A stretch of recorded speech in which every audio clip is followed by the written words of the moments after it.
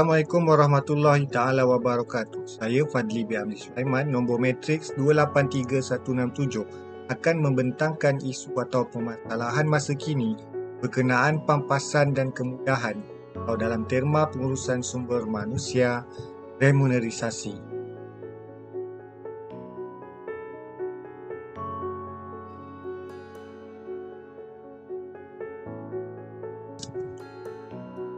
Isu yang saya ketengahkan ini adalah berdasarkan situasi semasa, iaitu era pasca COVID-19. Kita dibelenggu pula oleh inflasi.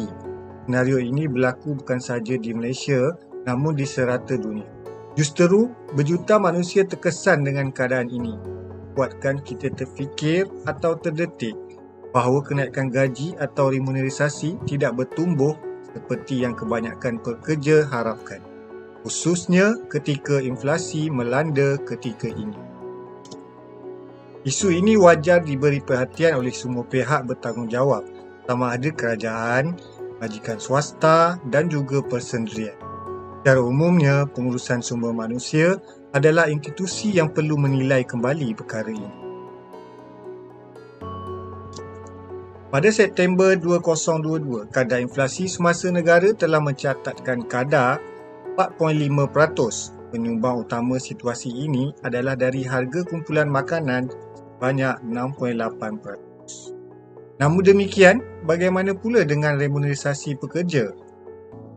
Statistik oleh Jabatan Perangkaan Malaysia pada tahun 2019, gaji median atau menengah rakyat Malaysia ialah RM3,037 sebulan.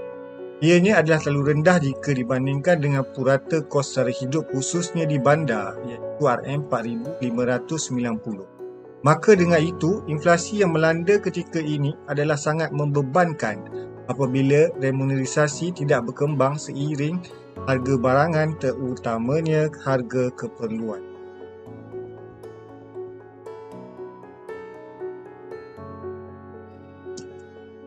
Kenapa perlu anjakan atau pelarasan remunerisasi? Yang pertama, isu remunerisasi di organisasi boleh menyebabkan pekerja tidak berpuas hati, sangat rendah, produktiviti menurun dan peningkatan kadar pusing ganti. Yang kedua, pekerja yang tidak berpuas hati akan menghasilkan kerja yang rendah kualitinya atau kurang produktif. Tiga, moral yang rendah akan menjadikan prestasi yang rendah, tidak bersemangat dan kurang inovasi. Yang keempat, pengganti kaki tangan yang terlalu tinggi akan menjejaskan prestasi dan misi organisasi.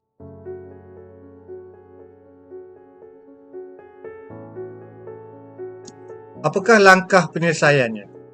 Yang pertama, semua pihak berwajib perlu menambah baik sistem gaji di Malaysia yang dikatakan tidak berkembang mengikut peredaran waktu.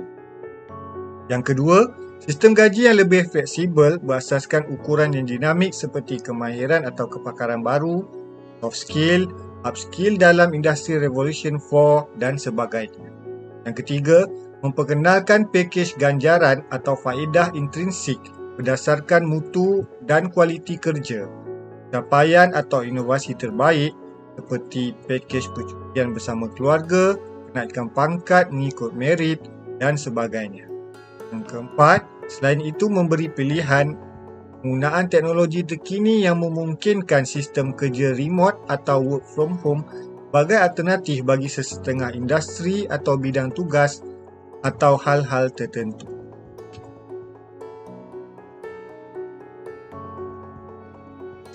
Cadangan penambahbaikan. Dari poin-poin tadi, beberapa kaedah perlu diperhalusi untuk menangani isu remunerisasi ini dalam skop pengurusan sumber manusia. Antaranya ialah seperti kerap menyelidik pasaran buruh di dalam geografi serantau untuk melihat informasi remunerisasi oleh pesaing di dalam persekitaran pasaran. Menjalankan analisis ekuiti gaji secara tahunan agar jurang gaji tidak melebar dan pekerja tidak rasa didiskriminasi secara adil. Mengukur amalan dan dasar pampasan syarikat dan menilai sejauh mana ianya memenuhi matlamat syarikat.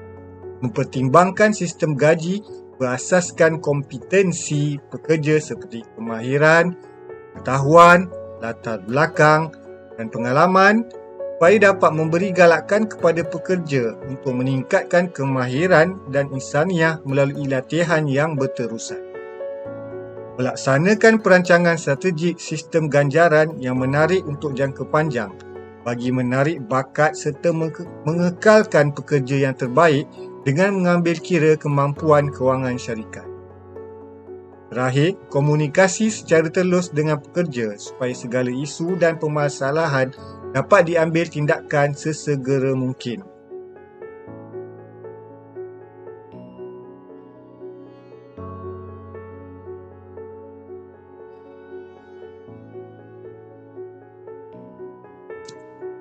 Remunerisasi ialah berkenaan gaji, pampasan, faedah dan insentif yang diterima oleh pekerja atas khidmat tenaga dan kerja yang dilakukan.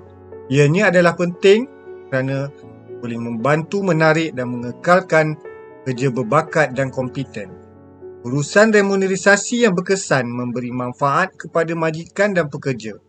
Profesional yang menerima gaji yang adil, faedah yang besar dan insentif sebagai balasan untuk kerja mereka lebih berkemungkinan untuk kekal di tempat kerja mereka serta mengekalkan tahap prestasi dan semangat yang tinggi.